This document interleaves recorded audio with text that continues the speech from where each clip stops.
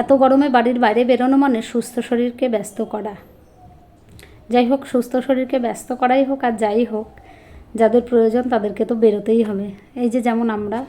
তবে একটা জিনিস কি বলুন তো, যেতে যেতে যখন জানালা দিয়ে বাইরের দৃশ্যগুলো দেখি, চোখটা যেন জুড়িয়ে যায়, এক নিমেষে সমস্ত ক্লান্তি দূর হয়ে যায়।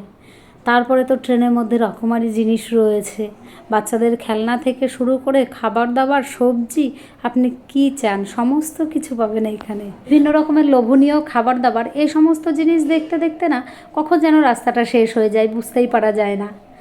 তারপরে দরজার সামনে দাঁড়িয়ে যখন বাইরের দৃশ্যটা উপভোগ করছি, আকাশে শরতের মেঘের আনাগোনা, কাশফুল ফুটে সাদা হয়ে রয়েছে, প্রাকৃতিক সৌন্দর্য উপভোগ করতে করতে এগিয়ে চললাম বাড়ির পথে।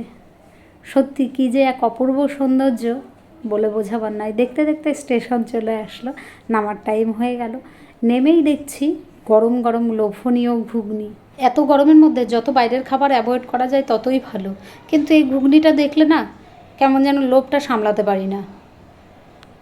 মেয়েদের সঙ্গে সঙ্গে আমারও লোভ হয় খেতে, তাই ওদেরকে কিনে দিলে আমারও একটুখানি খেতে ইচ্ছা করে, আমি একটু ওদের সঙ্গে খেয়ে নিই।